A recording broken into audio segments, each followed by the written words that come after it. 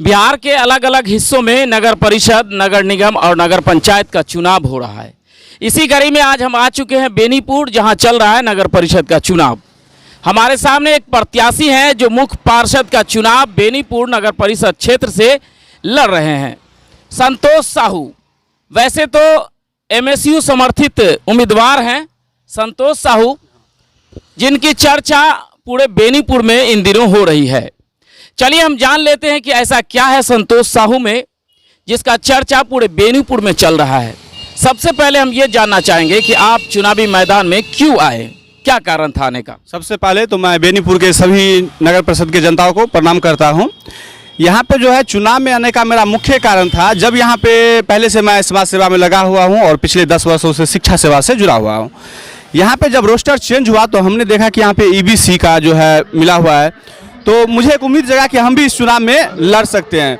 यहाँ पे जितने भी प्रत्याशी थे तो हमने देखा कि बेनीपुर नगर परिषद के मेयर पद के लिए जो प्रत्याशी होना चाहिए, उसके पास जो गुण होना चाहिए, उसके लिए मैं अपने आप को एक अनुकूल पाया और इसलिए मैं चुनाव मैदान में आया। क्या लग रहा है कि अब जब मैदान में उतरे तो यहाँ समस्याएं क्या है? आप तो क्षेत्र में घूम रहे हैं, समस्या क्या है? हम लोग जो है यहाँ पे विभिन्न क्षेत्रों में घूमे और पैदल मार्च भी किए, तो यहाँ पे जो मेन समस्याएं हैं हर क्षेत्र में वो है जल जमाव का समस्याएं हैं। साथ ही साथ जो भी समस्याएं स्कूली शिक्षा में व्यवस्था में भी लचर व्यवस्था है, मेडिकल सुविधा उपलब्ध नहीं है, भ्रष्टाचार से जो है बेनीपुर तंग आ चुका है, तो इन सब की समस्याएँ हैं।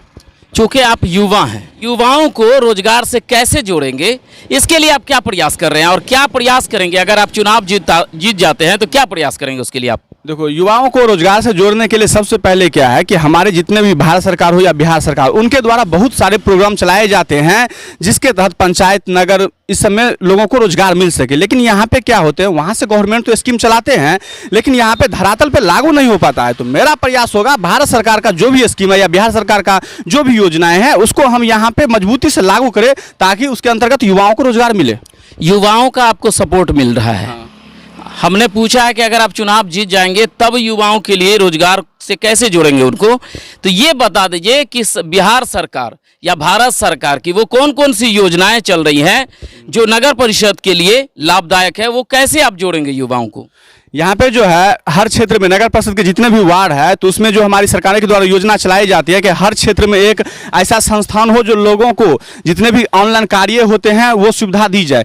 जैसे कि कोई भी प्रमाण पत्र बनाना होता है तो हम लोगों को नगर परिषद का जो है चक्कर लगाना पड़ता है, हम लोगों को अनुमंडल का चक्कर लगाना पड़ता है। लेकिन ये सब जो स्कीम है उस स्कीम के लिए हम हर वार्ड में अलग से एक व्यवस्था करेंगे जहाँ पर लोगों को भी परेशानी नहीं होगा और उसके तहत कुछ युवाओं को रोजगार भी मिल जाएगा। महिलाओं को स्वरोजगार से कैसे जोड़ेंगे, खास करके आज के भारत सरकार का आत्मनिर्भर जिस प्रकार से चल रहा है प्रोग्राम, तो उसको लेकर के आप क्या कुछ करेंगे? महिलाओं को कैसे जोड़ेंगे रोजगार से? महिलाओं को रोजगार से जोड़ने का जो काम है उसमें क्या है कि हमारे यहाँ पे स्वयं सहायता समूह का नाम आप लोग सुने होंगे। उसके तहत क्या होते हैं कि बहुत सारे महिलाओं का एक ग्रुप बनता है और उस ग्रुप के तहत जो घरेलू काम होता है, चाहे कि अचार बनाना हो, पापड़ बनाना हो, अगरबत्ती बनाना हो, ये स्कीम सब करके महिलाएं जो है रोजगार से जुड़ सकती है और मेरा मुख्य उद्देश्य है कि ये कम करना। चुनाव में तो बहुत सारे बाहुबली आ चुके हैं, पैसे वाले का खेल होता है, तो क्या लग रहा है आप जब क्षेत्र में जाते हैं तो क्या समस्याएं आ रही है आपके सामने? क्षेत्र में जब जाते हैं तो समस्याएं तो यही है कि इसमें बहुत बड़े बड़े पैसे वाले उतरे हैं, बहुत बड़े व्यापारी वर्ग है, कुछ ऐसे हैं जो पूर्व पार्षद भी रह चुके हैं, तो उन लोगों के पास पैसे की कमी नहीं है। हम लोगों को थोड़ा सा संसाधन की कमी है, पैसों का अभाव है, जिसके कारण जो है इस सबसे समस्या से जूझना पड़ रहा है। लेकिन हम लोगों को लोगों का सहयोग है, लोगों का समर्थन मिल रहा है और हम उसी लोगों के सहयोग से जो है चुनाव लड़ रहे हैं। चुनाव आप लड़ रहे हैं, नगर परिषद के मुख्य पार्षद पद से लड़ रहे हैं, तो पद भी बड़ा है और कहीं ना कहीं आपको बहुत मुश्किल हो रहा होगा इस समय चुनाव लड़ना, क्योंकि आपके सामने बहुत प्रत्याशी है, स्वजातीय उम्मीदवार भी हैं आपके सामने। तो क्या लग रहा है कि जो स्वजातीय कुछ उम्मीदवार हैं उनके द्वारा आपके साथ कहीं कुछ उत्पीड़न की घटना या कुछ ऐसा कुछ हो रहा है? देखिए, अभी तक ऐसा जो है थोड़ा बहुत हुआ है, तो इस सब को हम जो है इग्नोर करते हैं। ये सब चुनावी माहौल है तो थोड़ा बहुत ये होता रहेगा, इस सब को जो है हम लोग इग्नोर करते हैं। चलिए, अगर आप चुनाव जीत जाते हैं, ठीक है, मान लीजिए चुनाव आप जीत गए, चुनाव जीतने के बाद सबसे पहले वो कौन सा काम करेंगे जो 29 वार्ड के लिए लाभदायक होगा? देखिए, चुनाव जीतने के बाद सबसे पहला जो कार्य है वो शिक्षा और स्वास्थ्य, इस क्षेत्र में सुधार लाना है ताकि 29 जितने भी वार्ड है तो सभी वार्ड के बच्चे जो है वो शिक्षित हो, अशिक्षित से बचे, समय पे स्कूल जाए। इसके लिए क्या है, शिक्षा व्यवस्था को दुरुस्त करना, साथ ही समय समय पे विभिन्न तरह की बीमारी आती है और लोगों को क्या होता है कि इतने पैसे नहीं है गरीब आदमी के पास जो प्राइवेट हॉस्पिटल जा सके। तो हम लोगों को सरकारी अस्पताल जो भी पहले से है, चाहे वो अनुमंडलीय अस्पताल हो, चाहे बेहरा का पीएससी हो, इस समय जो है मेडिकल सुविधा उपलब्ध करवाना। और इसके अलावा जब ये सुविधा वहाँ पे उपलब्ध हो जाए तो हर मोहल्ला में एक ऐसा जो क्लिनिक उपलब्ध कराना, जो गरीब आदमी, अगर किसी को बुखार लग रहा है या सर्दी लग रहा है तो नॉर्मल मेडिसिन के लिए कहीं जाना नहीं पड़े, वो सुविधा उसको उपलब्ध हो। क्या कहेंगे आप 2900 वार्ड की जनता से?